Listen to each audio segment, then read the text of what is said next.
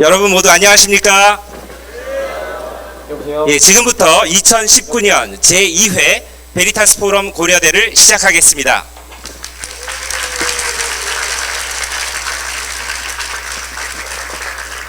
베리타스 포럼에 오신 여러분 모두를 환영합니다. 먼저 저희 소개를 드리겠습니다. 저는 이번에 사회를 맡은 고려대학교 신소재공학부의 이준호 교수입니다.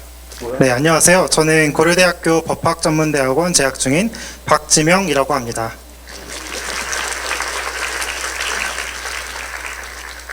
지난 2018년 고려대에서 처음으로 열린 베리타스 포럼에도 양일에 걸쳐 약 800여 분의 손님들께서 참석해 주셨는데요. 이번 포럼에도 이렇게 많은 분들이 관심을 가지고 강연장을 찾아주셔서 진리, 베리타스를 찾고자 하는 모든 분들의 열망이 느껴지는 것 같습니다. 지명군도 작년에 베리타스 포럼에 참석했죠? 네, 저는 지난번 포럼에도 스텝으로 일했었는데요. 아마 작년에 오셨던 분들도 저를 보지는 못하셨을 것 같습니다. 저는 저번 포럼 때 무대 뒤편에 앉아서 여러분이 주신 질문을 고르는 일을 하고 있었거든요. 작년에는 사진에서 보실 수 있듯이 첫날에는 이곳 과학도서관에서 오스기니스 박사님과 포스트 진리 시대에서의 진리라는 제목으로, 둘째 날에는 강영환 교수님과 우종학 교수님을 모시고 존재하는 것들, 과학자와 철학자의 기독교적 사유라는 제목으로 열띤 토론을 했던 것이 기억납니다. 그때 실시간으로 보내주셨던 질문들을 받아 정리하면서 참석자분들의 진리에 대한 뜨거운 고민들을 느낄 수 있었습니다. 후에 둘째 날 강연은 대화라는 제목의 책으로 출판되기도 하였습니다. 이 책은 밖에서 구입하실 수 있으십니다. 예, 이번 제2회 베리타스 포럼 고려대에도 진리라는 주제에 관심 있는 많은 분들이 함께 포럼을 준비해 주셨습니다. 특별히 함께 해주신 여러 교수님들과 학생 서포터즈, 동아리와 교회, 기관 등 모든 후원해 주신 분들께 이 자리를 빌어 감사의 인사를 드립니다. 그러면 오늘 포럼의 진행 순서를 소개해 드리겠습니다. 오늘 메인 강연은 약 1시간 반 정도를 계획하고 있습니다. 강연 중간에 여러분들께서 카카오톡과 이 화면에 나오는 번호로 질문을 보내주시면 강연 이후에 그 질문들을 바탕으로 질의응답 시간을 갖도록 하겠습니다. 그리고 강연 이후에는 저희가 장소를 옮겨서 화면에 보이시는 맞은편 이학관 건물 1층에서 그룹별 토론회를 하려고 합니다. 오늘은 제임스 스미스 교수님께서 이 그룹별 토론회에도 참석해 주신다고 하셨습니다. 그래서 참석을 원하시는 분들은 자유롭게 오셔서 함께 오늘 강연에 대하여 나눈 시간을 가지고 가시면 좋겠습니다. 네, 강연 중 질문을 보내주실 때에는 카카오톡 플러스 친구에서 베리타스 포럼 고려대를 검색해서 이름 혹은 별명과 함께 질문을 보내주시거나 PPT 하단의 번호로 문자를 보내주시면 저희가 질의응답 시간에 해당되시는 분을 호명해드린 후 마이크를 건네드리도록 하겠습니다. 보내주신 질문 중 몇 가지를 선정하여 질문한 뒤에는 자유로운 질문 시간이 이어집니다. 또한 강연이 끝나고 나누어드린 설문조사지를 작성하여 제출해 주시거나 혹은 온라인 링크를 통해 포럼에 관한 설문을 꼭 작성해 주시기를 부탁드리겠습니다. 네, 그러면 교수님, 베리타스 포럼에 처음 오신 분들을 위해 간략히 소개를 해주실 수 있으실까요? 네, 베리타스 포럼은 1992년 하버드 대학에서 시작되어서 전 세계 200여 대학에서 진행되어 온 대학 내 진리 탐구의 장입니다. 한국에서는 2018년 제1회 베리타스 포럼이 고려대에서 열렸고 오늘 이 두 번째로 열리는 포럼입니다. 또한 오늘의 포럼 이후에는 29일, 즉 내일 서울대에서 베리타스 렉처라는 이름으로 제임스 스미스 교수님의 강연이 한 번 더 이루어지겠고요.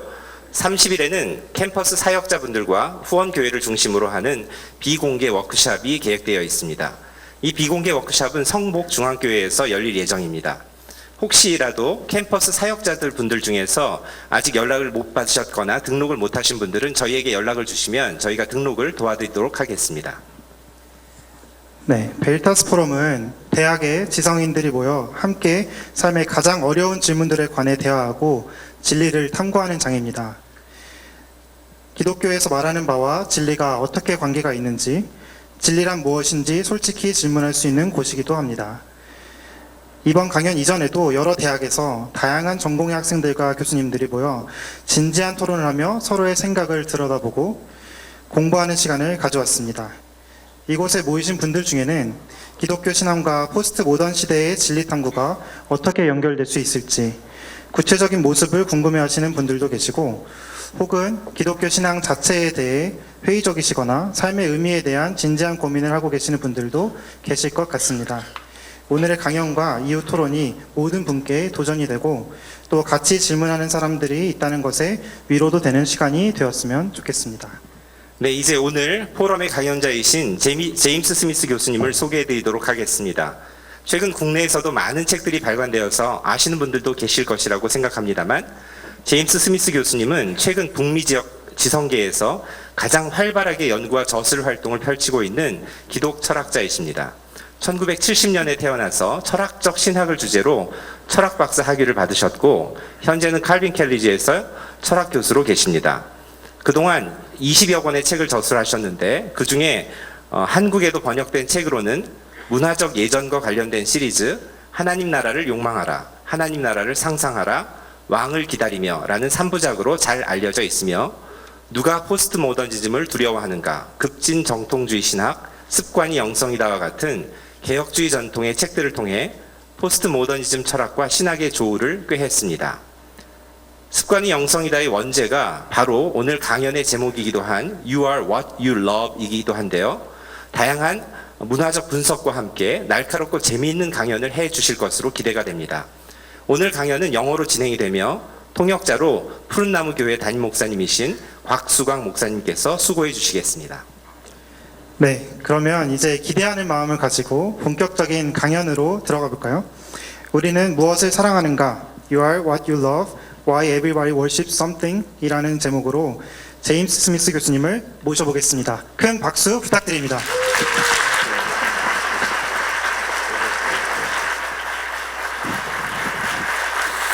Thank you. Thank you. Thank you so much. 감사합니다.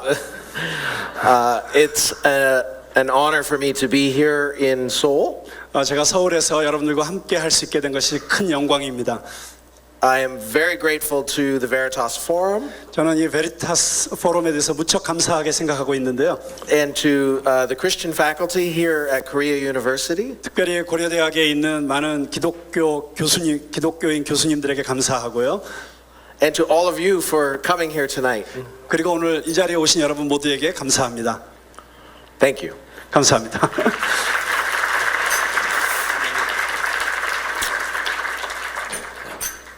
If I really want to get to know you, 만약 제가 정말 여러분을 알고 싶다면, if I want to know who you are, what makes you tick, 만약 당신이 정말 어떤 사람이고 그리고 무엇이 당신을 움직이게 하고 설레이게 하는지 알고 싶다면, I'm not going to ask you, what do you think? 저는 당신에게 당신은 무엇을 생각합니까? 라는 질문을 하지 않을 것입니다.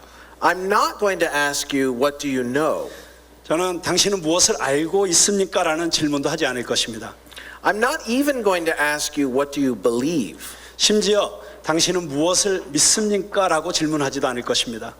There are a million things you think and know and believe that don't touch the core of who you are. 왜냐하면 당신이 생각하고 당신이 알고 당신이 믿고 있는 것들이 정말 당신의 존재 그 핵심에 있는 것들을 건드리지 않는 수백만의 것들이 있기 때문입니다. You are not just a thinking thing. 당신은 단지 생각하는 그런 존재가 아닙니다. So your thoughts don't really disclose what animates you and what orients you.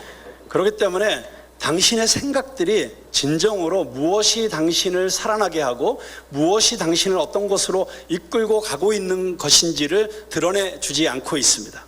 If I really want to peer into your heart and learn who you are, 만약 제가 정말 당신의 마음속으로 뚫고 들어가서 당신이 어떤 존재인지를 배우기를 원한다면 I'm going to ask a different question. 저는 아마 다른 질문을 할 것입니다. What do you want? 당신은 무엇을 원하십니까? Your wants, your desires, your hungers, your cravings, your longings 당신의 그 원함이라고 하는 것은 당신의 갈망 또는 당신의 배고픔, 목마름, 바램, Your loves are the animating center of your identity. 다시 말하면 당신이 사랑하는 것들, 바로 당신의 그 아이덴티티에 살아 움직이는 중심에 있는 그 사랑을 묻는 것입니다. All your Instagram posts with hashtag want tell me more about you than the papers you've written. 당신이 인스타그램에 올리고 있는 바램 또는 원함이라고 하는 해시태그를 단 그 포스트들이 오히려 당신이 쓰는 학기말 논문보다도 훨씬 더 당신에 대해서 많은 것을 말해주고 있습니다. Everybody's got a hungry heart. 모든 사람들이 굶주린 마음을 갖고 있습니다. And that hungry heart is the engine that drives you. 그리고 그 굶주린 마음이야말로 실제로 당신을 움직이게 하는 엔진입니다. Your ambition is a measure of your heart. 당신의 야심이 또는 당신의 야망이 당신의 마음을 측정할 수 있게 해줍니다. Your ambition is like a barometer of your loves. 당신의 그 야망이 바로 당신이 무엇을 사랑하는가를 측정할 수 있는 바로미터가 되어주는 것이죠. So your identity is a reflection of your desires, what you love, what you long for, what you hope for. 그렇기 때문에 당신의 아이덴티티는 사실은 당신이 무엇을 갈망하는가에 대한 반영이라고 할 수 있고 그 갈망들 안에 당신은 무엇을 사랑하는지 또는 무엇을 바라고 있는지 또는 무엇을 희망하는지가 담겨 있는 것입니다. But then here's the discomforting reality we all have to face. 그렇지만 여기에 우리 모두가 직면해야만 하는 아주 불편한 현실이 있습니다. What if I don't know what I want? 만약 내가 뭘 원하는지 내가 모르고 있다면, What if I don't love what I think? 만약 내가 생각하는 것을 사실은 내가 사랑하고 있지 않다면, That discomforting epiphany is at the heart of Russian filmmaker Andrei Tarkovsky's masterpiece, Stalker. 자, 바로 이 불편한 깨달음이 러시아의 그 영화 제작자인 안드레이 타르코프스키라고 하는 분이 그 영화사적인 걸작으로 만들어낸 그 영화 스토커라고 하는 영화의 핵심적인 주제입니다. The genre of this movie hovers between noir thriller and dystopian science fiction. 자, 이 영화의 장르는 누아르 스릴러와 그리고 문명 파괴적인 공상과학 영화 사이 어딘가에 위치하고 있는데요. Set in environs that at times evoke Cormac McCarthy's novel The Road and at other moments look like the eternal sunshine of the spotless mind, the plot of this movie follows three men on a journey. 자, 이 영화의 배경 속에서 우리는 때로는 코맥 맥카시라는 분이 만든 더 로드라고 하는 영화의 장면들을 떠올리게 되기도 하고요. 또 어떤 다른 장면에서는 The Eternal Sunshine of the Spotless Mind, 흠없는 마음에 비치는 영원한 햇빛이라고 하는 그 영화의 장면들을 떠올리게도 되는데, 이 영화의 줄거리는 세 사람의 남자가 떠나는 여정을 쫓아가고 있습니다.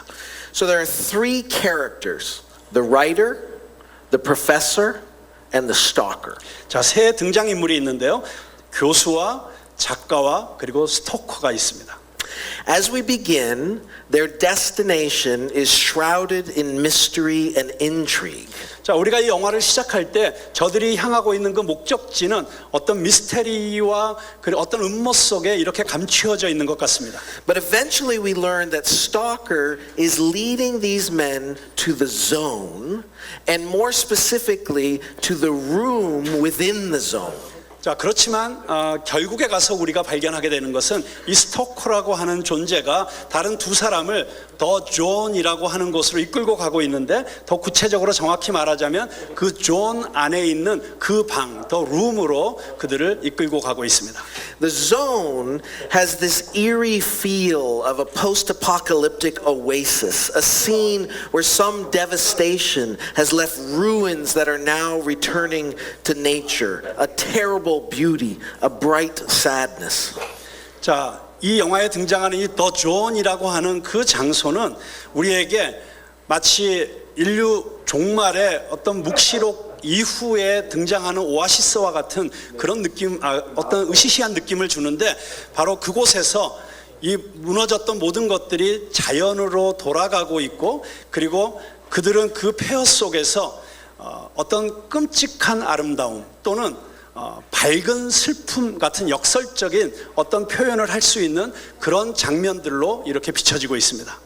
So this room is what has drawn them there, what has led them to follow Stalker's promises. 자, 이 더 룸이라고 하는 이 방이야말로 스토커가 약속한 것들을 따라서 온 이 사람들을 이끌고 온 이유가 됩니다. For in the room, he tells them, they will achieve their heart's desires. 왜냐하면 바로 이 방 안에서 그들은 스토커가 얘기한 것처럼 그들의 마음속의 갈망을 성취하게 될 것이기 때문입니다. In the room, their dreams will come true. 이 방 안에서 그들의 꿈들이 실제적으로 이루어지게 될 것입니다. In the room, you get exactly what you want. 그리고 이 방 안에서 당신은 당신이 원하는 것을 정확히 얻게 될 것입니다. Which is why, when they are on the very threshold of the room, professor and writer both get cold feet. 자, 그렇기 때문에 그들이 이 방 문턱의 바로 앞에까지 왔을 때 그 교수와 작가가 갑자기 얼어붙게 되는 것입니다. Jeffrey Dyer captures this scene in his remarkable book about the movie called Zona. 제프 다이어라고 하는 분이 이 영화에 대해서 쓴 아주 주목할 만한 책인 조나라는 책에서 바로 이 장면을 이렇게 묘사하고 있습니다. They are in a big, abandoned, derelict, dark, damp room. 그들은 지금 이 크고 버려지고 유기되어진 그리고 어둡고 음습한 이 방 앞에 서 있습니다. With what looks like the remains of an enormous chemistry set floating in the middle, in a puddle in the middle. 그리고 그 방 안에 있는 모습은 마치 그 방 한가운데 어떤 화학 장치들이 떠 있는 것 같은 그런 화학 장치들이 남겨져 있는 것 같은 그런 모습입니다. It's as if the zone resulted from an ill-conceived experiment that went horribly wrong. 마치 어떤 잘못된 의도에 의해서 행해졌던 실험이 끔찍하게 잘못되어져서 그 잔해들이 남겨져 있는 것 같은 그런 모습이었습니다. Off to the right, there's a large hole in the wall 자, with a source 오른쪽에는 그 벽에 큰 구멍이 뚫려 있었는데 with a source of light that they're all looking towards. 그들이 그 구멍을 통해서 빛이 비춰오고 있는 근원을 바라볼 수가 있었습니다. For a long while, no one speaks. 아주 오랫동안 아무도 이야기하지 않습니다. The air is full of the chirpy, chirpy, cheep, cheep of bird song. 그 방 안의 공기는 새들이 짹짹거리면서 지저귀는 노랫소리로 가득 차 있었습니다. It's the opposite of all those places where the sedge has withered from the lake and no birds sing. 그런데 그 반대편에는 그 호수가 있는데 호수에 풀들이 다 말라 비틀어져 있었고 그리고 그곳에서는 어떤 새도 노래하지 않고 있었습니다. Here the birds are whistling and chirping and singing like mad. 그런데 이곳에서는 새들이 휘파람을 불고 있었고 그리고 짹짹거리고 있었고 마치 미친 듯이 노래를 부르고 있는 것 같았습니다. Stalker tells writer and professor 스타커가 작가와 교수에게 말합니다. that we are now on the very threshold of the room. 자, 이제 우리는 이 방의 문턱에 서 있습니다. This is the most important moment of your life, he says.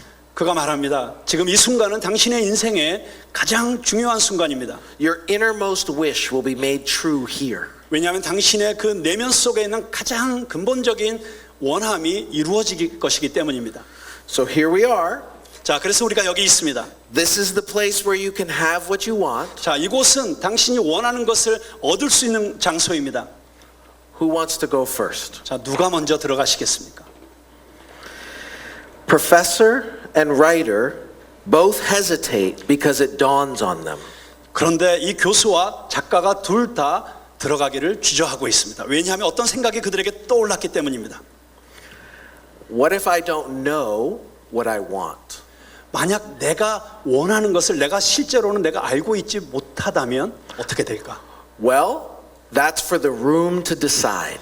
그건 방이 결정할 것입니다. The room reveals all. 그 방이 모든 것을 드러낼 것입니다. What you get is not what you think you wish for, but what you most deeply wish for. 왜냐하면 이 방 안에서 당신이 얻게 되는 것은 당신이 원하고 있다고 생각하는 그것을 얻게 되는 것이 아니라 사실은 당신 저 내면 깊숙한 곳에서 진정으로 원하고 있는 것을 얻게 될 것이기 때문입니다. So a disturbing epiphany is creeping up on writer and professor.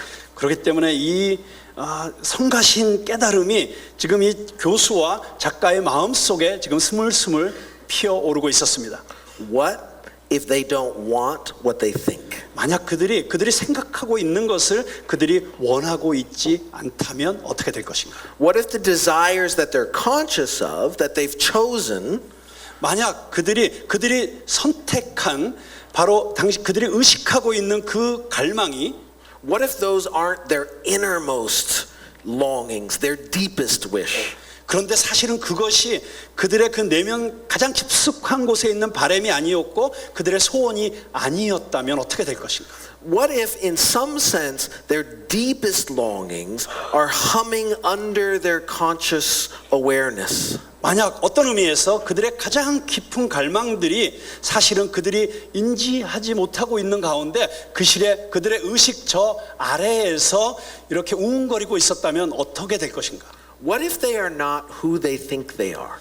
다른 말로 하면 그들이 생각하고 있는 자신이 아니라고 한다면 So how does that happen? How could it be that I don't know what I want? 자, 그런데 어떻게 이런 일이 일어날 수 있을까요? 어떻게 내가 원한다고 생각하는 것을 내가 모를 수가 있을까요? This is possible because love is a habit. 이게 가능한 이유는 사랑이란 습관이기 때문입니다. Philosophers would say love is one of the virtues. 철학자들은 사랑이 미덕 중에 하나라고 이야기할 것입니다. That means it's a moral habit that orients our lives. 다른 말로 말하면 그 사랑이라고 하는 것은 우리의 삶을 이끌고 가는 도덕적 습관이라고 말할 수 있습니다. Now, in rule-based cultures, we don't always appreciate the moral significance of habit or virtue. 자, 규칙이 다스리는 규칙으로 움직이는 문화권 안에서 우리는 습관이나 미덕의 도덕적 중요성에 대해서 그다지 인지하지 못하고 있습니다. So I want to take a few moments to explain what habit means for us and why that's important. 그렇기 때문에 저는 이 시간에 잠깐 동안 습관이라고 하는 것이 무엇을 의미하는지 여러분들에게 설명하려고 합니다. Virtues are quite simply good moral habits. 미덕이라고 하는 것은 간단하게 이야기하면 좋은 도덕적 습관들입니다. Bad moral habits are what we call vices. 나쁜 도덕적 습관들은 악덕이라고 하는 것이죠. So good moral habits are like internal dispositions to the good. 자, 좋은 도덕적 습관들이라고 하는 것은 마치 선을 향한 우리의 내적인 기질과 같은 것입니다. They're character traits that become woven into who you are so that you are the kind of person who's inclined to be compassionate, forgiving, so on. 자, 이 도덕적 습관들이라고 하는 것은 당신 자신 안에 이렇게 완전히 직조되어져 있어서 당신으로 하여금 보다 더 긍휼한 사람이 되게 한다든지 또는 용서하는 사람이 되게 한다든지 하는 방향으로 당신을 이끄는 당신의 성품들이라고 할 수 있습니다. 성품의 특징들이라고 할 수 있습니다. So virtues are different from moral laws, which are external stipulations of the good. 그래서 이 미덕들이라고 하는 것은 당신으로 하여금 선을 행하게 만드는 외적인 규칙들과는 다른 것입니다. In fact, as the medieval philosopher Thomas Aquinas points out, there's actually an inversely proportionate relationship between virtue and law. 실제로 중세 철학자였던 토마스 아퀴나스가 지적한 것처럼 이 미덕이라고 하는 것과 법 사이에는 반비례적인 관계가 있습니다. The more virtuous someone is, the more they have an internal disposition to the good that bubbles up from their character, the less they need the external force of the law to compel them to do good. 만약 어떤 사람들이 더 덕스러운 사람이라고 한다면 그 사람은 선을 행하기 위한 그 내적인 기질들 더 갖고 있기 때문에, 그리고 그들의 그 성품으로부터 그것이 나타나고 있기 때문에 그들은 그들로 하여금 더 좋은 선을 행하도록 그들을 강요하는 외적인 법들을 덜 필요로 하게 된다는 것입니다. Conversely, the more vicious a person is or people are, the more they need the external stick of the law to compel them to do what they ought. 대조적으로 만약 어떤 사람이 더 사악한 사람이 된다고 한다면, 또는 사람들이 더 사악해진다고 한다면, 그들이 마땅히 해야 되는 것을 행하도록 강요하는 법이라고 하는 회초리를 더 필요로 하게 될 것입니다. Anyone who has raised children is very familiar with this. 자, 어린아이를 키워보신 분들이라고 한다면 제가 지금 하고 있는 말이 무척 익숙하게 이해가 되실 것입니다. Early on, we need to constantly tell and compel our children to do the right thing. We're training their moral sense. 자, 그 아이들의 어린 시절에는 우리는 좀 더 그 아이들에게 끊임없이 말해주고 또는 강요해야 될 필요가 있는데, 그것은 그들이 옳은 일을 행하도록 해주는 것이고, 그것을 통해서 우리는 그들의 도덕적 감각을 훈련시켜주고 있는 것입니다.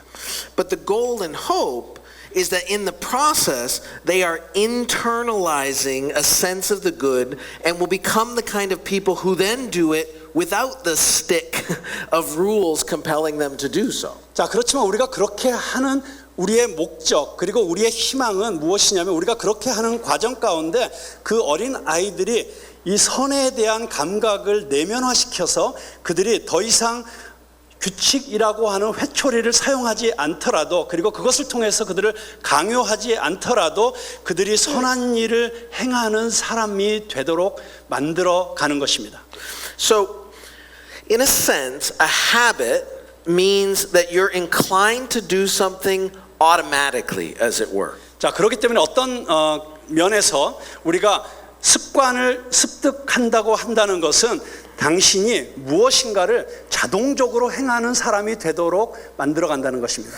Or as the philosopher Aristotle put it, when you've acquired a habit, it becomes second nature. 또는 철학자 아리스토텔레스가 말했던 것처럼, 당신이 어떤 습관을 습득한다고 하는 것은 그것이 당신의 두 번째 본성이 되도록 한다는 것입니다. Now, why do we call things second nature? 자, 그렇다면 우리가 여기서 왜 이것을 두 번째라고 말할까요? Well, first nature is the hardware that characterizes our biological systems and operates without our thinking about it.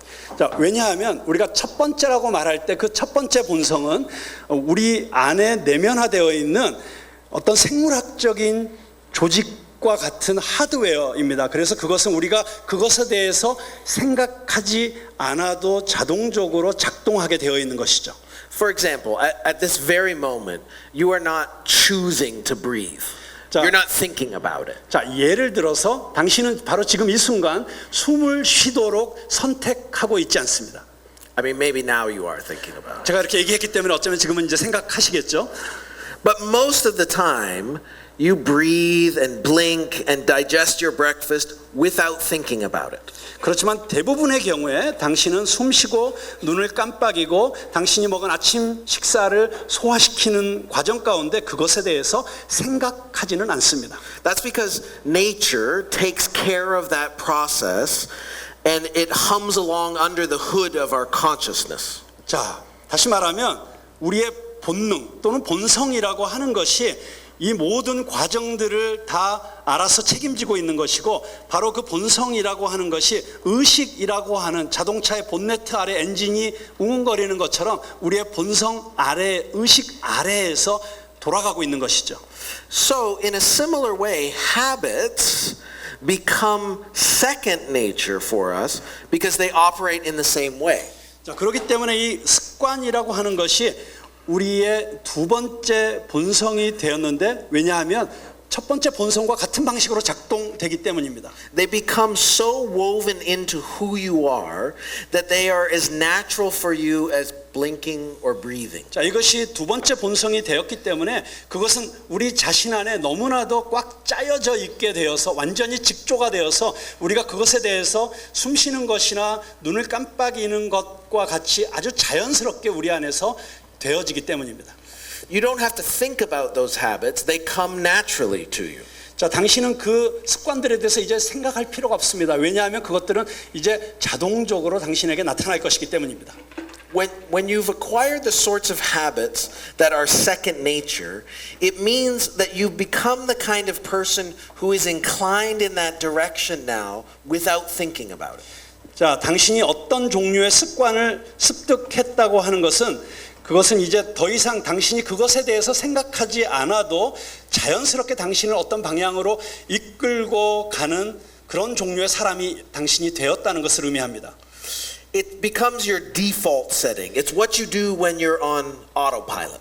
자, 마치 이 습관이라고 하는 것은 마치 컴퓨터의 기본 설정값처럼 그렇게 당신이 예를 들어 비행기의 자동 항법 장치를 켜놓고 비행을 하는 것 같은 그런 상태를 말합니다. A key question then. 자, 여기에 아주 중요한 질문이 있습니다. How do I acquire such habits? 그렇다면 나는 어떻게 이런 습관들을 습득하게 되는 것일까? Or more specifically, if love is a habit, how do I learn to love?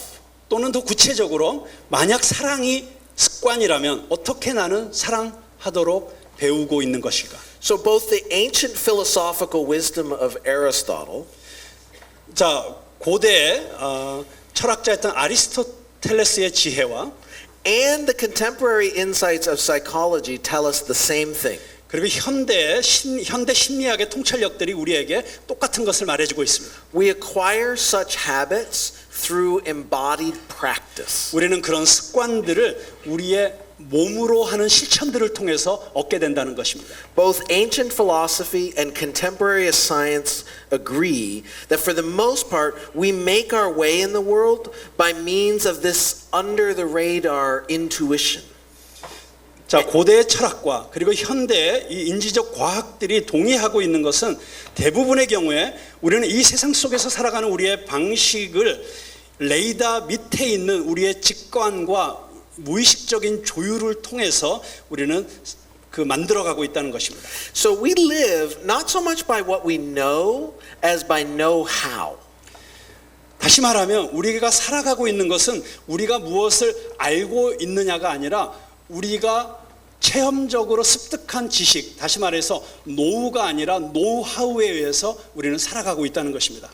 Our primary orientation to the world is not cerebral, it's visceral. 자, 우리가 이 세상과 만나는 그 가장 첫 번째 되는 지향은 그것이 이지적인 것이 아니라 본능적이라고 하는 것입니다. That's also why our attunement and our behavior is so profoundly shaped by the bodily practices that instill habits in us. 그렇기 때문에 우리 안에 습관이라고 하는 것을 주입시키는 이 몸으로 하는 모든 실천들이 근본적으로 우리가 이 세상과 조율하는 그리고 이 세상 속에서 살아가는 우리의 행동 양식들을 형성시킨다고 하는 것입니다. Recent research in cognitive psychology and neuroscience really fills in this picture for us. 자, 최근에 이 인지적 심리학과 그리고 뇌신경 과학이 지금 제가 말씀드리고 있는 이 그림을 보다 더 정확하게 보여주고 있습니다. As Timothy Wilson has summarized it, psychology's rejection of behaviorism ushered in the age of cognitivism in psychology, which required new attention to what was going on inside our heads. 티모시 윌슨이 요약하고 있는 것처럼 이 심리학의 행동주의에 대한 거부가 우리로 하여금 심리학에서의 인지주의의 시대로 우리들을 이끌고 있는데 그 인지주의는 우리로 하여금 우리의 머릿속에 무엇이 지금 돌아가고 있는지에 대한 새로운 집중을 요구하고 있습니다. However, this renewed focus on interior mental life was coupled now with a discomfort with or even a rejection of the very notion of the unconscious. 그렇지만 이 새롭게 우리로 하여금 이 인간의 내적인 정신 세계에 대해서 주목하게 만드는 이것은 심지어 무의식이라고 하는 이 주제에 대해서 불편함과 또는 심지어 거절과 짝지어 있다는 것을 알게 됩니다. The notion of the unconscious sounded too much like Freudian psychoanalysis and didn't sound scientific. 자, 이 무의식이라고 하는 이 주제는 너무나도 마치 프로이드 정신 분석 같은 느낌을 주고, 그래서 이게 과학적이지 않다라고 하는 그런 느낌을 우리에게 주고 있습니다. So the result was a focus on mental life as if we were always on, as if we were always conscious, active, intentional in this narrow sense. 자, 그 결과로서 우리는 인간의 정신 세계에 대해서 이해할 때 항상 이렇게 깨어 있는, 다시 말하면 의식하고 있고 능동적이고 좀 더 좁은 의미에서 말하자면 의도적인 것에 집중하는 결과를 가져오게 됩니다. But as cognitive and social psychology flourished, Wilson says, a funny thing happened. It became clear that people could not verbalize many of the cognitive processes that psychologists assumed were going on inside their heads.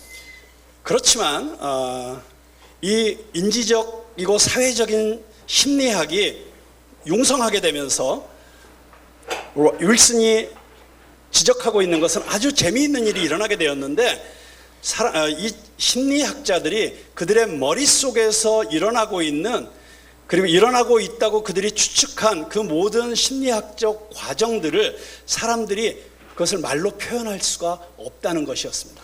So psychologists gradually had to concede that something like unconsciousness not only remained operative, but actually perhaps accounted for a majority of our attunement to the world. 그렇기 때문에 심리학자들이 이제 점진적으로 동의할 수밖에 없게 된 것은 이 무의식이라고 하는 것이 단지 작동하고 있을 뿐만 아니라 오히려 우리가 이 세상과 조율하고 있는 그 모든 대부분의 부분들을 사실은 차지하고 있다는 것입니다. So the field of psychology now recognizes this crucial influence of non-conscious or automatic operations. 그렇기 때문에 이제 이 심리학 영역에서는 점점 더 이 무의식의 영향력 또는 자동으로 작동되고 있는 바로 이것에 대한 인식이 점점 증가하고 있습니다. Wilson, who concedes the problems with Freud's concept of the unconscious, especially notes Freud's failure to appreciate the scope of how big the unconscious is. 윌슨은 무의식에 대한 이 프로이드의 이 개념에 대한 문제점을 인정하면서 특별히 프로이드가 이 무의식의 영역이 어떤 것인지에 대한 범주를 설명하는데 실패하고 있다고 말합니다. Wilson puts it this way. 자, 윌슨이 이렇게 말하고 있습니다. When Freud says that consciousness is the tip of a mental iceberg, he was short of the mark by quite a bit. 윌슨이 이렇게 말합니다. 프로이드가 의식이라고 하는 것은 우리 인간의 정신세계라고 하는 빙산의 일각에 불과하다라고 말했을 때 그는 오히려 정확하게 말하는데 실패하고 있는 것입니다. Consciousness may be more like the size of a snowball on top of that iceberg. 그 의식이라고 하는 것이 빙산의 일각이 아니라 오히려 그 빙산의 꼭대기에 살짝 올려져 있는 그냥 눈덩이 정도의 그 분량밖에 안 된다는 것입니다. The mind operates most efficiently by actually relegating a good deal of high-level sophisticated thinking to the unconscious. 우리의 마음이라고 하는 것은 언제 가장 효과적으로 작동되냐면 오히려 가장 수준 높은 그리고 가장 완성도 있는 생각들을 무의식에게 맡길 때 더 잘 효과적으로 작동된다는 것입니다. Just as a modern jumbo jetliner is able to fly on autopilot with little or no input from human conscious pilot. 마치 이 현대의 전보 제트기가 비행을 할 때 의식을 가지고 있는 인간 조종사가 무언가 작동하는 것을 최소화시키면서 자동 항법 장치가 대부분의 비행을 이끌고 가도록 하는 것과 같은 것이죠. So, our loves and our wants, which are aimed at a vision of the good life that moves and motivates us, those loves and wants are operative at a non-conscious, unconscious level. 그렇기 때문에 우리의 사랑이라고 하는 것 또는 우리의 원함이라고 하는 것은 바로 그 사랑과 원함은 우리를 움직이게 하고 우리에게 동기를 부여하는 더 나은 삶을 향한 비전을 조준하고 있는데 그것들은 대부분의 경우에 무의식적으로 작동되고 있다고 하는 것입니다. So the habits we acquire, the habits of longing, of loving, are unconscious. 그렇기 때문에 우리가 습득하는 우리의 습관들이라고 하는 것은 다시 말하면 우리의 바램의 습관들이라든가 또 이런 것들은 다 무의식적이라는 것입니다.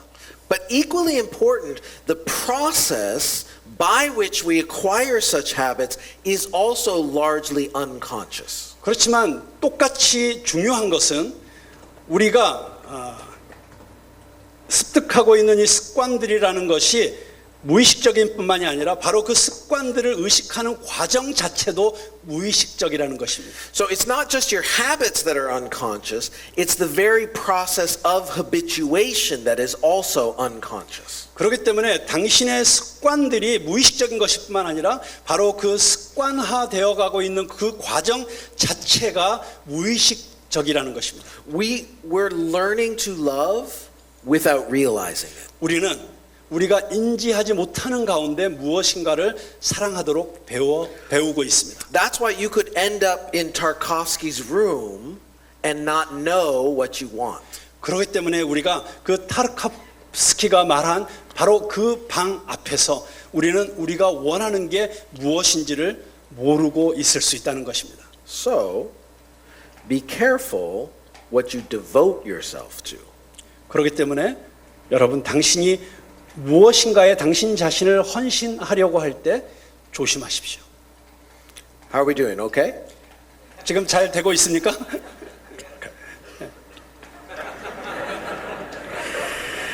So, Christianity has long identified this tension and disconnect between what we think and what we've learned to love. 자, 기독교는 아주 오랫동안 바로 이 우리가 생각하는 것과 우리가 정말로 사랑하는 것 사이에 이 긴장과 이 불일치에 대해서 말해왔습니다. The Bible, for example, says that our hearts are inscrutable things, this mysterious, conflicted core of who we are. 예를 들어서 성경은 정말 우리의 그 내면이라고 하는 것이 얼마나 우리 저 존재 깊숙한 곳에 아주 신비하고도 그 모순덩어리인 불가해한 존재인지를 말하고 있습니다. The Hebrew prophet Jeremiah described the human heart as an interior depth that eludes us and even deceives us. 히브리 예언자였던 에레미야는 인간의 마음을 우리로부터 피해가고 그리고 우리를 속이는 아주 저 깊은 곳에 있는 어떤 것이라고 그렇게 묘사하고 있습니다. Or as St. Augustine put it, our interior life can be like a foreign country, a region of dissimulation, what he called terra incognito. 또는 성 어거스틴이 말한 것처럼 우리의 내면적인 삶이라고 하는 것은 딴 나라가 될 수 있다는 것입니다. 다시 말하면 은폐되어져 있는 영역, 라틴어로는 테라 인코그니트, 익명의 땅이 될 수 있다고 하는 것입니다.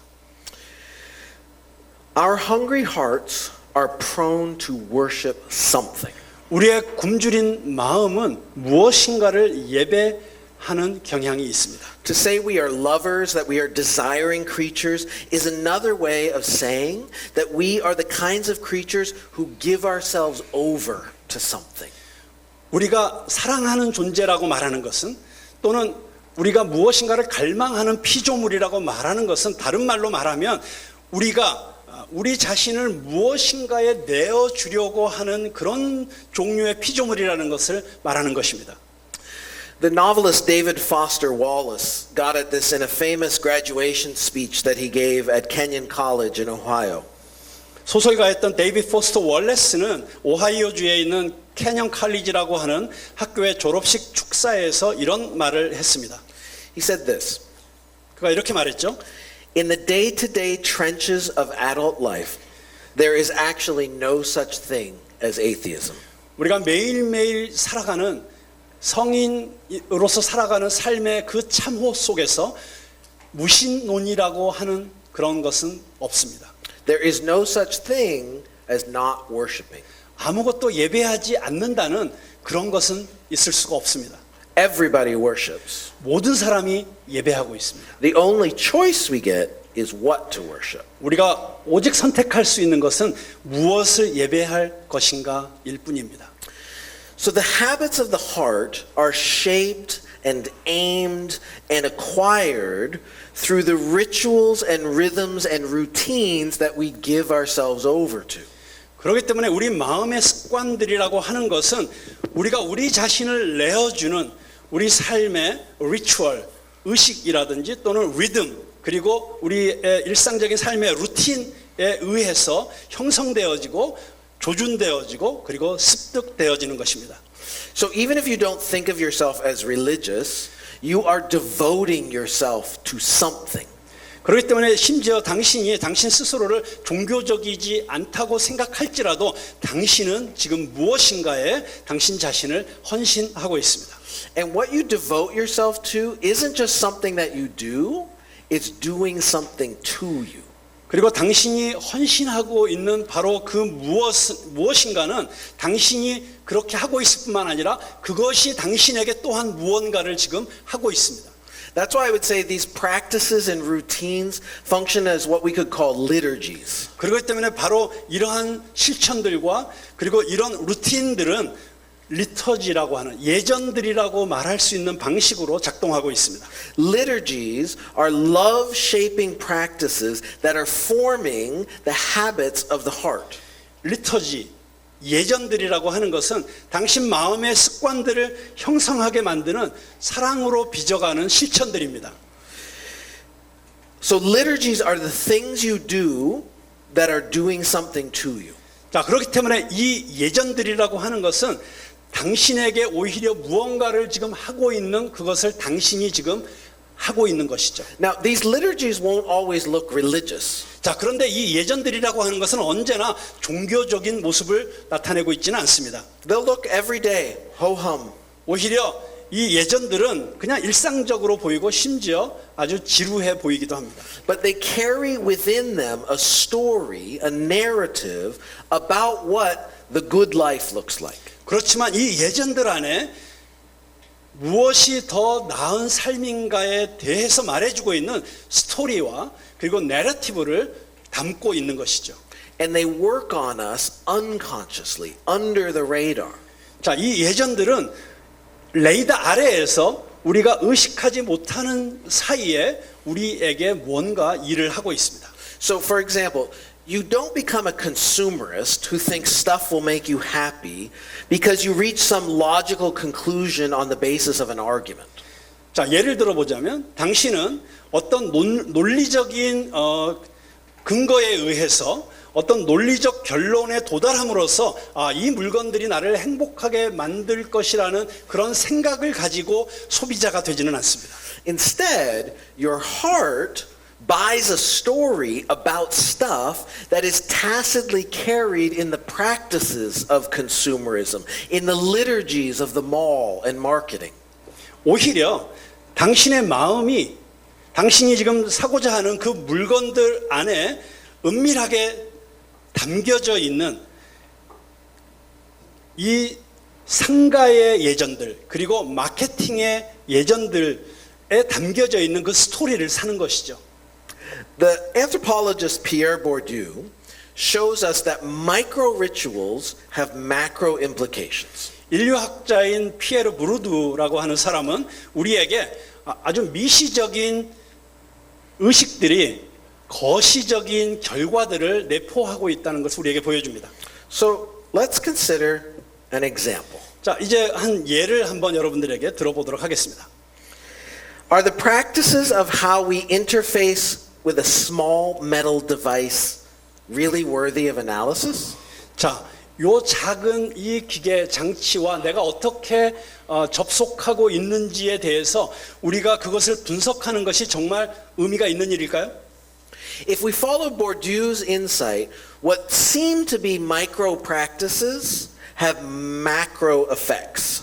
자, 만약 우리가 이 브루드라고 하는 인류학자의 그 통찰력을 우리가 따라 본다고 한다면, 자, 지금 이 전화기를 다루는 이 아주 작은 미시적인 실천들이 우리에게 아주 거대한 거시적인 결과들을 가져오게 됩니다. What might appear to be inconsequential micro habits, in fact, are formative practices that begin to reconfigure our relationship to the wider world.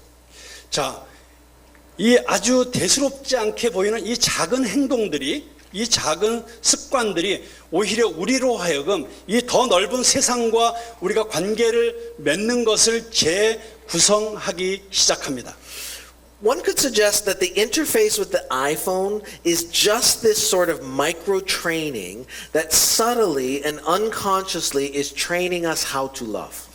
누군가는 이렇게 말할 수 있을 것입니다. 우리가 이 아이폰과 접속하고 있는 이 작은 훈련들이 우리로 하여금 아주 은밀하게 그리고 무의식적으로 우리가 어떻게 사랑하는지를 훈련하고 있다는 것입니다. Not because of the content that we're looking at, but because of how I interact with the device and the subtle training of the imagination that's affected by that interface.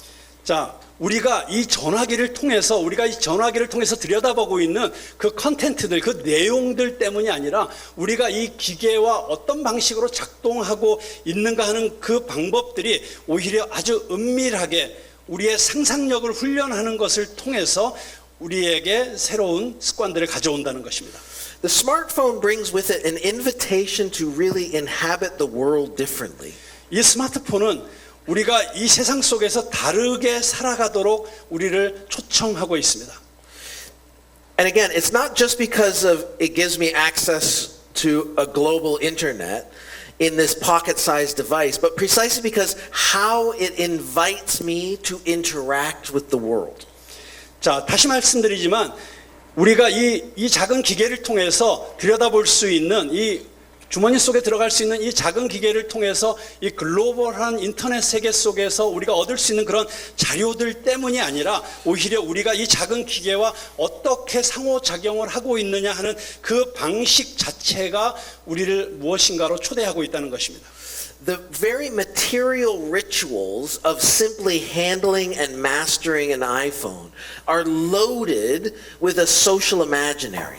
자, 우리가 이 아이폰을 다루고 그리고 이 아이폰을 다루는 방식을 마스터링하고 그러니까 익히고 있는 그 작은 예전들을 속에는 그 안에 많은 사회적 상상력들이 내포되어 있다는 것입니다. To become habituated to an iPhone is to implicitly treat the world as available to me and at my disposal. To constitute the world as at hand for me. 자, 우리가 이 아이폰과 익숙해진다고 하는 것은 어떤 것을 내포하고 있냐면 우리가 살아가고 있는 이 세상을 내가 필요로 할 때 나에게 있어주고 그리고 내가 버릴 수 있고 그렇게 나를 위해서 언제든지 쉽게 내가 접근할 수 있도록 준비되어져 있는 것을 의미한다는 것입니다. It's teaching me that the whole world is something to be selected, scaled, scanned, tapped, enjoyed by me, for me. 자, 이 작은 기계가 우리에게 가르쳐주고 있는 것은 무엇이냐면 언제든지 이 세상은 내가 선택할 수 있고 내가 측정할 수 있고 내가 스캔도 할 수 있고 두드릴 수도 있고 즐길 수도 있는 그래서 나를 위해서 언제든지 나에 의해서 작동되어질 수 있는 것이라는 것입니다. This zeitgeist is pictured in a rather silly Michelob Ultra beer commercial I once saw, in which the world obeys the touch commands of an iPhone screen. 자, 지금 제가 말씀드리는 바로 이런 시대 정신이 어디에 아주 명료하게 드러나고 있냐면 제가 한번 본 적이 있는 아주 멍청해 보이는 미켈롭 울트라라고 하는 맥주 광고에서 제가 보았는데요. 그 맥주 광고 속에서 이 아이폰 스크린의 터치 커맨드 이게 만져서 작동 명령을 하는 것이 그대로 이 세상이 순종하는 것 그런 광고를 통해서 저는 보게 되었습니다. Don't like that car? Swipe for a new one. 그 차가 마음에 안 드세요? 그냥 옆으로 밀어버리세요. Wish the scenery was different? Swipe for a new one. 보고 있는 장면이 다른 장면이길 원하십니까? 그러면 옆으로 밀어버리세요. Wish you could be somewhere else? Touch the place. 또 다른 어떤 곳에 가고 싶으십니까? 바로 그 장소를 터치하세요. Wish you could see her just a little bit better? Zoom in. 그녀를 좀 더 자세히 보고 싶으세요? 손가락으로 움직여서 확대시키세요. You see how a way of relating to a phone has now become a way of relating to the whole world. 자, 이 전화기와 내가 관계를 맺는 방식이 이제는 더 넓은 세상과 내가 관계를 맺는 방식으로 확장되어 가고 있다는 사실 여러분 보고 계십니까?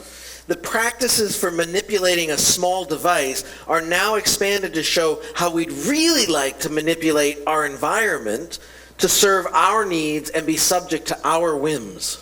자, 이 작은 이 기계를 내가 조작하고 있는 그 실천들은 이제 어떻게 확장되고 있냐면 내가 정말 이 세상 속에서 이 세상의 모든 환경들이 어떻게 우리의 필요를 위해서 봉사하고 그리고 어떻게 우리가 원하는 것을 위해서 이렇게 복종되어지도록 하는지를 보여주고 있는 것입니다. And while we don't go around swiping our hands in front of us trying to change the scenery, we perhaps nonetheless unconsciously begin to expect the world to conform to our wishes like our phone does. 자, 우리가 지금 돌아다니면서 무언가를 바꾸고 이 장면들을 바꾸기 위해서 손을 옆으로 밀어대면서 다니고 있지는 않지만 그러나 우리의 마음속에 이미 마치 이 아이폰이 우리에게 지금 해주고 있는 것처럼 이 세상이 우리의 원함, 우리의 소원들을 이루어주기 위해서 이 세상이 작동하기를 기대하고 있지는 않습니까? Or I implicitly begin to expect that I am the center of my own environment and that what surrounds me exists for me. 또는 다른 말로 하자면 내가 암묵적으로 나는 나 자신이 내 모든 주변의 상황의 센터가 되어서 중심이 되어서 나를 둘러싸고 있는 이 모든 것이 나를 위해서 존재하기를 기대하고 있지는 않습니까? So you see how my smartphone inscribes in me the habits of egoism and is in a way training me to love myself. 자, 여러분 보시는 것처럼 바로 나의 이 핸드폰, 이 스마트폰이라고 하는 것이 내 안에 자기 중심적인 이 습관들을 내 안에 심어줌으로써 다른 말로 말하면 내가 나 자신을 다른 어떤 것보다도 나 자신을 사랑하도록 나를 훈련시키고 있다는 것을 보여주고 있는 것입니다. Okay, let's take a breath. 한번 숨 한 번 쉬고 넘어가겠습니다. So David Foster Wallace says that we have a choice of what to worship, what to love, what to devote ourselves to. 자, 이제 데이비드 포스터 월레스가 말하기를 우리가 무엇을 예배할 것인지 그리고 무엇을 사랑할 것인지 그리고 우리가 무엇에 우리 자신을 헌신할 것인지를 선택할 수 있다고 이야기합니다. But so many of the liturgies of our culture are bent on distracting us from this choice so that I default to loving me and loving stuff. 그렇지만 우리가 살고 있는 이 문화권의 수많은 예전들은 우리로 하여금 바로 이 선택으로부터 우리를 떼어내기 위해서 우리를 방해하기 위해서 다른 말로 말하면 우리가 계속해서 나를 사랑하고 그리고 물건들을 사랑하는 것으로 그렇게 설정되어 있도록 하는데 열중하고 있습니다. The philosopher and mathematician Blaise Pascal had prescient insight into this feature of our contemporary society. 철학자이자 수학자였던 블레즈 파스칼은 이미 우리가 살아가고 있는 이 현대 사회의 모습을 선견지명을 가지고 통찰한 바 있습니다. We entertain ourselves precisely to avoid asking the question, what do I really love? 우리는 내가 정말 사랑하고 있는 것이 무엇인가? 바로 이 질문을 하는 것을 회피할 수 있도록 끊임없이 우리 자신을 분주하게 만들고 있다는 것입니다. As Pascal put it, humanity's unhappiness springs from one thing alone, our incapacity to stay quietly in one room. 파스칼은 이렇게 이야기합니다. 인류의 불행이라고 하는 것은 오직 한 가지로부터 발생하는 것인데 그가 한 방에서 조용히 머무를 수 있는 능력이 부재하는 것으로부터 모든 불행이 시작된다고 이야기했습니다. We love our distractions and our diversions because boredom brings us face to face with what's ultimate. 우리는 우리를 번잡하게 하고 우리로 딴 생각을 하게 만드는 것들을 사랑합니다. 왜냐하면 지루함이야말로 우리로 하여금 궁극적인 그것을 직면하게 만들기 때문입니다. This is how Pascal said it 400 years ago. 자, 지금 말씀드리고자 하는 것이 파스칼이 400년 전에 한 말입니다. Nothing is so intolerable for man as to be in a state of complete tranquility. 완전히 고요함 가운데 머무는 것처럼 인간이 견디기 힘든 것은 없다. Without passions, 열정도 없이, without business, 비즈니스도 없이, without diversion, 딴 생각도 없이, without effort, 어떤 노력도 없이. because then he feels his nothingness. 왜냐하면 그렇게 완전한 고요함 가운데 있으면 그는 그 자신이 아무것도 아니라는 것을 느끼게 되기 때문이다. His abandonment, 그가 버려진 존재라는 것, his inadequacy, 그의 부적절함, his dependence, 그의 의존성, his helplessness, 그의 무기력함, his emptiness. 그의 공허함을 느끼게 되기 때문이다. We want our frantic pursuits and exhausting distraction precisely because it keeps us from facing the uncomfortable question. 우리는 아주 열광적으로 정말 우리의 생각을 번잡하게 만드는 것들을 쫓고 있는데, 왜냐하면 그렇게 함으로써 우리는 우리를 불편하게 만드는 이 질문을 직면하는 것으로부터 도망갈 수 있기 때문입니다. As Pascal put it, we prefer the hunt to the kill. 파스칼이 말한 것처럼 한다면 우리는 죽이는 것보다 사냥을 더 선호한다. We want the gamble of the market and the casino, not to win the money, but to distract ourselves from the rumbling inquietude that haunts us when we stop.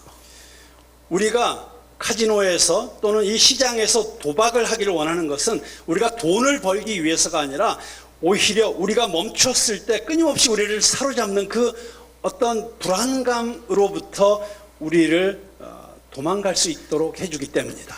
And our society offers a myriad of liturgies to make you love distraction rather than reflection. 그래서 우리의 사회는 우리가 조용한 명상보다는 번잡함을 더 사랑하도록 만드는 수많은 예전들을 우리에게 제공하고 있는 것입니다. So if and when something punches through the self-medication of our distraction, 그래서 우리가 번잡함이라고 하는 우리 스스로 처방한 그 약으로 우리를 가리고 있는 것을 무엇인가가 뚫고 들어온다면, it might be tragedy or heartbreak. 그 무엇인가는 비극이 될 수도 있고 마음이 깨어지는 것일 수도 있습니다. It might be a friend who seems to pierce your soul. 당신의 영혼을 괴롭히 찌르는 당신의 친구일 수도 있습니다. It might be your grandma who keeps pestering you and won't let you off the hook. 또는 그 존재는 당신을 끊임없이 귀찮게 하고 당신을 절대로 그냥 편하게 놓아주지 않는 당신의 할머니일 수도 있습니다. Or it might be the dark malaise that settles in unexpectedly on a Saturday night at a party where you're in the middle of a packed room but you feel entirely alone. 또는 그것은 토요일 저녁의 파티 가운데 당신이 사람들로 꽉 찬 방 한가운데서 갑작스럽게 자신이 완전히 전적으로 홀로 있다고 느끼게 만드는 그런 어두운 우울감일 수도 있습니다. And everyone around you fades into an unfocused haze. 당신을 둘러싸고 있는 그 모든 사람들이 갑자기 초점이 흐려진 연못 속으로 사라져가고, And time seems to slow down to a standstill. And in this weird fog, you suddenly become aware of how unhappy you are. 그리고 시간이 갑자기 정지 화면처럼 서서히 느려져 가는데, 그때 이 이상한 안개 속에서 당신 스스로가 내가 지금 얼마나 행복하지 않은가라는 것을 깨닫게 되는 그 순간, And how stupid this is. 이 모든 것이 얼마나 어리석은 일인가라는 것을 깨닫는 그 순간, And how exhausting it is to play this game. 그리고 이 게임을 계속 한다는 것이 얼마나 피곤한 일인가. And then this needling question bubbles up. 바로 그때 이 우리를 찌르는 질문이 우리 안에서 부글부글 끓어오르기 시작하는 것이죠. What do I want? 난 정말 뭘 원하는 것이지? Ask the question. 그 질문을 물어보십시오. Let the question interrogate you. 그 질문이 당신을 신문하도록 하십시오. Here's how David Foster Wallace frames that question again. 데이비드 포스터 월레스가 다시 한번 이 질문을 이런 방식으로 제시합니다. An outstanding reason for choosing some sort of God to worship is that pretty much anything else will eat you alive. 우리가 어떤 종류의 하나님을 예배하도록 선택하는 것은 다른 어떤 것을 예배할 때 그것이 당신을 산채로 먹어버릴 것이기 때문이다. If you worship money and things, if that's where you tap real meaning in life, then you will never have enough. 만약 당신이 돈이나 어떤 물건들을 예배하고 있다면 그리고 그것들에 당신이 당신 삶의 의미를 두고 있다면 그것들은 절대로 당신에게 충분히 주어지지 않을 것이다. Worship your own body and beauty and sexual allure, and you will always feel ugly. 당신의 몸이나 당신의 아름다움이나 또는 성적인 욕망들을 당신이 예배하고 있다면 당신은 언제나 더럽다고 느낄 것이다. And when time and age start showing, you will die a million deaths before they finally plant you.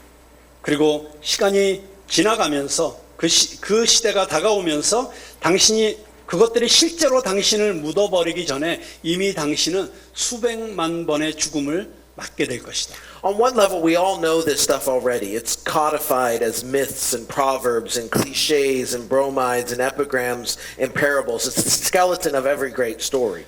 어떤 면에서 우리 모두는 이 사실을 이미 너무 잘 알고 있습니다. 왜냐하면 우리가 알고 있는 그 수많은 신화들과 또는 격언들과 또는 진부한 상투어들과 브로마이드와 그리고 어떤 풍자시와 비유들 속에서 모든 위대한 이야기들의 뼈대에 바로 이 진실이 담겨 있기 때문입니다. The trick is keeping this truth up front in daily consciousness. 요령은 이것입니다. 우리가 매일매일의 우리의 의식 가운데 이 진실을 의식하고 사는 것이죠. Worship power, you will feel weak and afraid. 당신이 권력을 예배하십니까? 당신은 곧 약함과 두려움을 느끼게 될 것입니다. And you will need ever more power over others to keep that fear at bay. 그리고 당신은 다른 사람들을 더 능가하는 그 더 큰 권력을 당신의 두려움을 묶어두기 위해서 필요로 하게 될 것입니다. Worship your intellect, 당신의 지성을 예배하십니까? being seen as smart, 당신이 더 똑똑하게 보이시기를 원하십니까? you will end up feeling stupid, a fraud, always on the verge of being found out.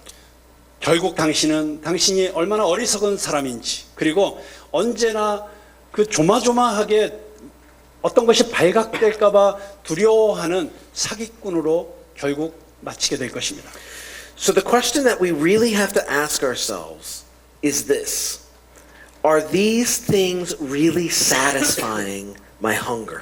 그렇기 때문에 우리가 지금 직면해야만 하는 진짜 질문은 바로 우리 스스로 물어야 되는 질문은 이것입니다. 이 모든 것들이 정말 나의 굶주림을 만족시켜 줄 수 있는가?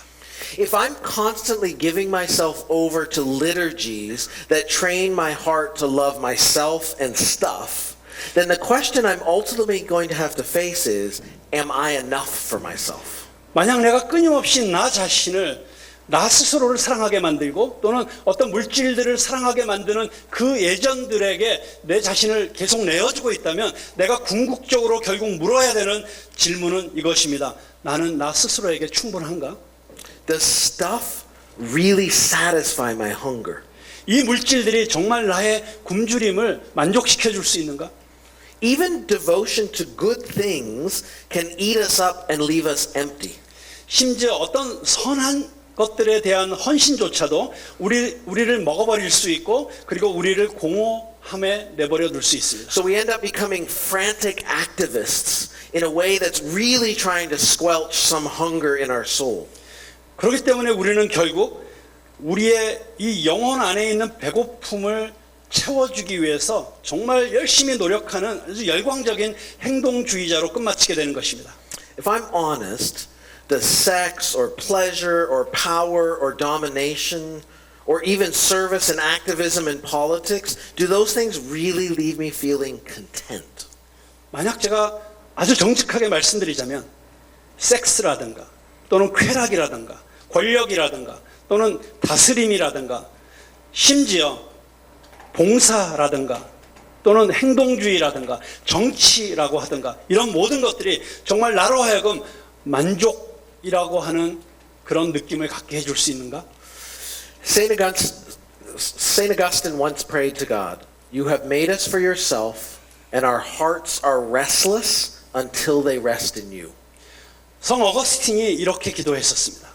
당신은 우리를 당신 자신을 위해서 창조하셨습니다. 그렇기 때문에 우리의 마음은 당신 안에서 쉬기 전까지는 결코 쉴 수 없습니다. This claim from Augustine forces us to ask, I think, maybe an uncomfortable question. 바로 이러한 어거스틴의 기도는 우리로 하여금 아주 불편한 질문을 던지도록 우리에게 요구하고 있습니다. What if the love that really makes us happy, content, fulfilled isn't up to us? 만약 정말로 우리를 행복하게 하고 만족할 수 있게 해주고 우리를 충만하게 해줄 수 있는 그 사랑이 우리에게 달려있지 않다면 I'm faced with a choice of what to love, what to worship, but what if there's a right choice to be made here?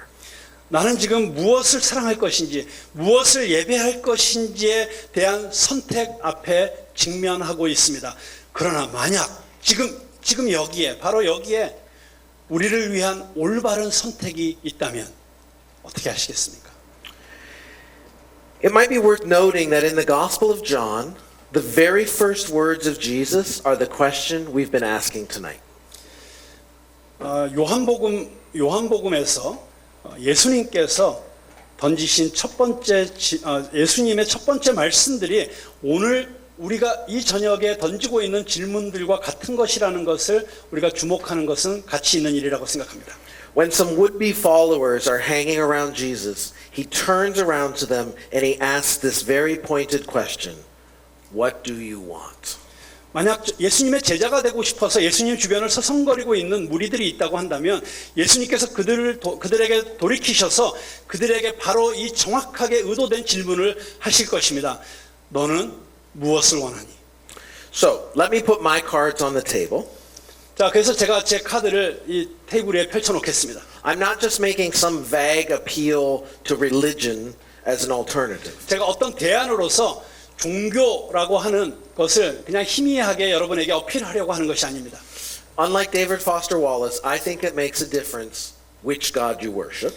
데이비드 포스터 월레스와는 달리 저는 어떤 하나님을 당신이 예배하느냐가 차이를 만들 수 있다고 생각합니다. But here's how I want to frame the question. 자, 제가 이 질문을 이런 방식으로 여러분에게 던져보겠습니다. If, like Bruce Springsteen says, everybody's got a hungry heart, 만약 브루스 스프링스턴이라는 가수가 말했던 것처럼 모든 사람들이 굶주린 마음을 갖고 있다면 if we are bent on giving ourselves over to something, to someone, 그리고 만약 우리가 누군가에게 아니면 무엇인가에 우리 자신을 내어주는 일에 열중하고 있다면 then I need to ask this question. Will this satisfy my longings? 그렇다면 우리는 이렇게 물어볼 필요가 있습니다. 바로 내가 지금 내 자신을 내어주고 있는 이것이 정말 나의 갈망을 만족시켜 줄 수 있는가? And what is this God going to ask of me? 지금 내가 섬기려고 하는 이 신이 나에겐 무엇을 요구할까? Is this a God who's going to eat me alive and never set a table? 만약 이 하나님이 나를 그냥 산채로 이 신이 나를 산채로 먹어버리고 나에게는 어떤 테이블도 제공하지 않는다면 Here's why I'm a Christian.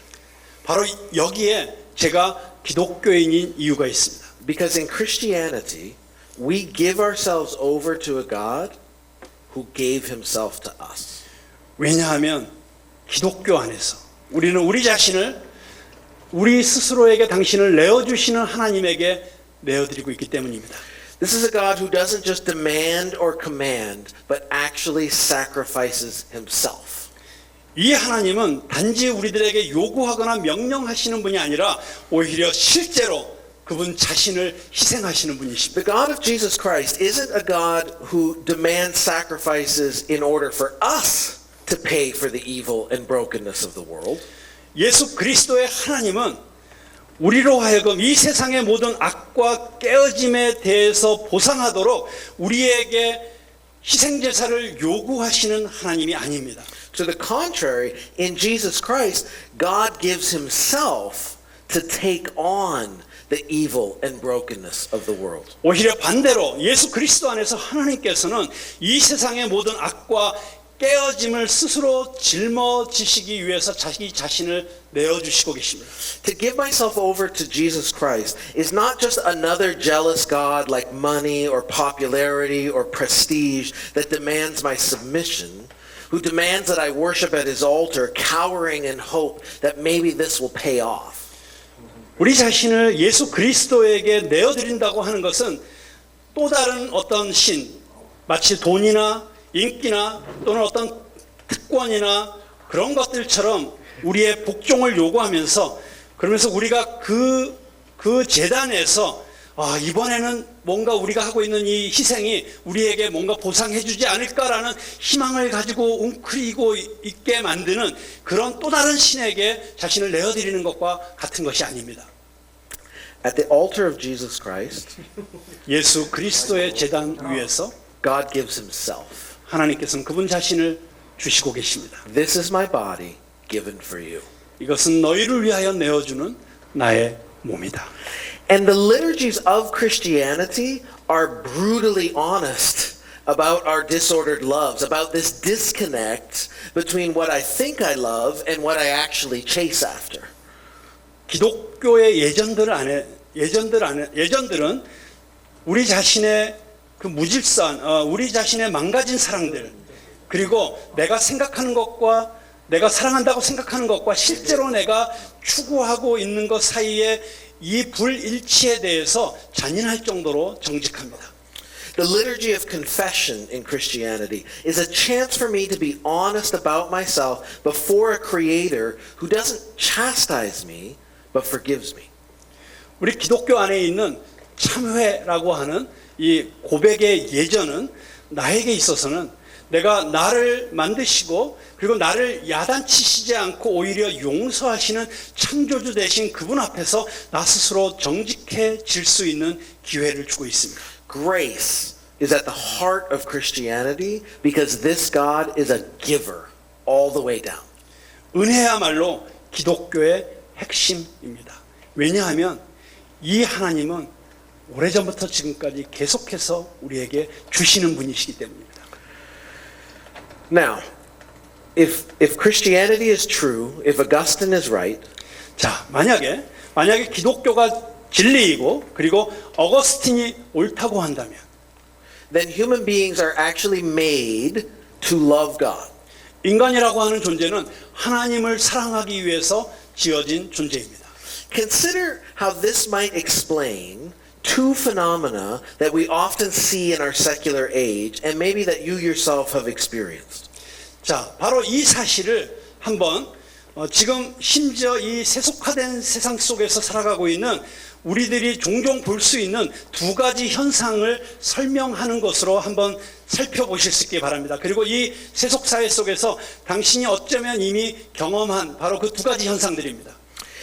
It might explain why our attempts to find rest, peace, contentment, fulfillment in a wide array of substitutes is so often experienced as frustrating, exhausting, disappointing. 자, 첫 번째 현상은 우리가 하나님이 아닌 다른 대체물들 가운데서 우리가 쉼과 평화와 만족과 충만함을 찾고자 하는 그 모든 시도들이 종종 우리를 좌절케 하고 우리를 기진맥진하게 하고 그리고 우리를 실망시키는 것으로 끝나게 되는지를 설명해 주고 있습니다. We frantically chase and try out all kinds of things to love, but they never seem to work, and so we find ourselves frustrated. 자, 우리는 미친 듯이 우리가 사랑하고자 하는 것들을 찾아 헤매고 있고 쫓아다니고 있지만 그 모든 것들이 결국 제대로 작동되지 않는다는 것을 발견하게 됩니다. But we might also find ourselves haunted. 자, 그런데 두 번째 현상은 그렇게 절망 가운데 있지만 우리 스스로가 무엇인가에 여전히 사로잡혀 있다는 것입니다. Behind all of our attempts to find ultimacy in things or experiences, we hear this echo of something or someone whispering an alternative.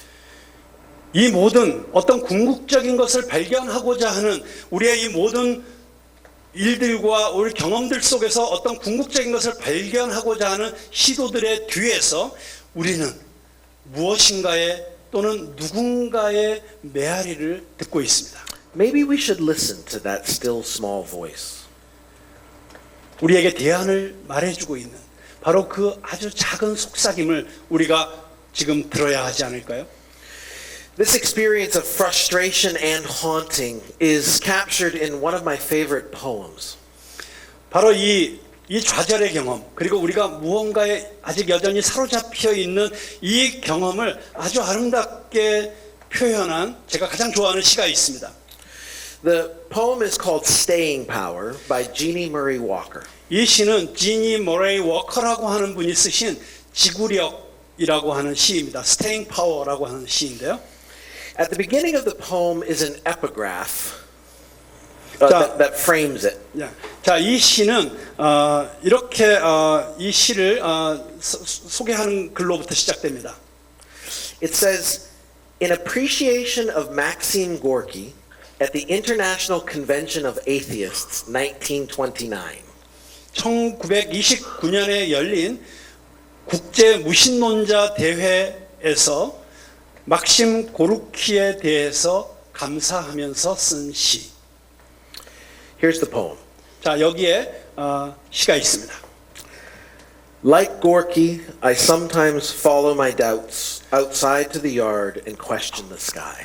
고르키처럼 나도 가끔은 나의 의심을 따라서 밖으로 나가서 하늘을 향해서 질문을 던집니다. Longing to have the fight settled, thinking I can't go on like this. 내 안에 있는 이 갈등이 이제는 해소되기를 바라면서 그리고 내가 이대로는 더 이상 살 수 없다고 생각하면서 And finally I say, all right, it's improbable. All right, there is no God. 그리고 마침내 나는 이렇게 말합니다. 그래 그럴 리 없어. 맞아. 하나님은 없는 거야.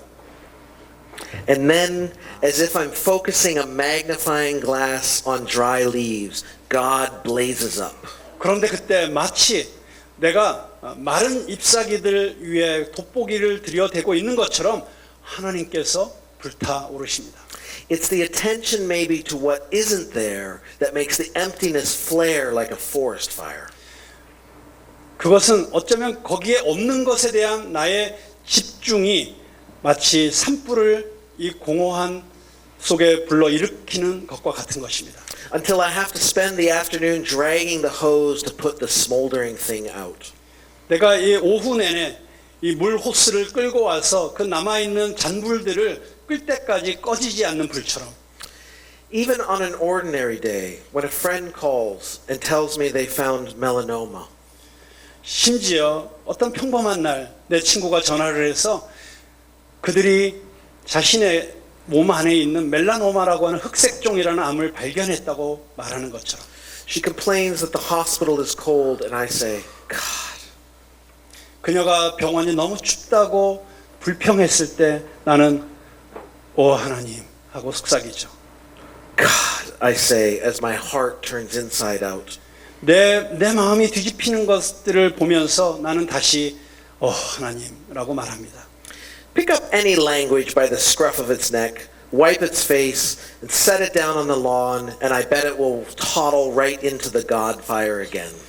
어떤 언어든지 그 목덜미를 잡아서 그 얼굴을 닦고 그리고 잔디 위에 올려놔 보십시오. 그러면 나는 분명히 말할 수 있습니다. 그것은 결국 다시 하나님의 불 안으로 걸어 들어올 것입니다. Which, though they say it doesn't exist, can send you straight to the burn unit. 그것이 존재하지 않는다고 그들이 말할지라도 결국 그것은 당신을 화상병동으로 똑바로 보내버릴 것입니다. Oh, we have only so many words to think with. 우리가 얼마나 많은 말들을 생각할 수 있는지요. Say God's not fire. Say anything. Say God's a phone, maybe. 만약 하나님은 불이 아니야 라고 말한다면 뭐든지 말해보세요.